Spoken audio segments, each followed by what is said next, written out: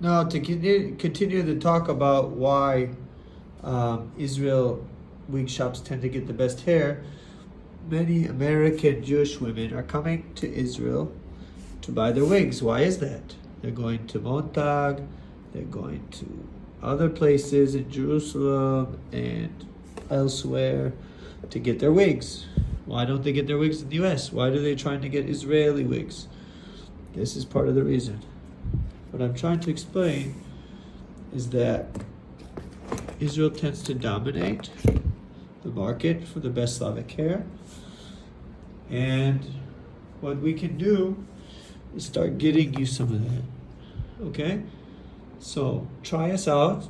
We work with the top three. We work with the top wig makers in Israel. And we can put you in touch.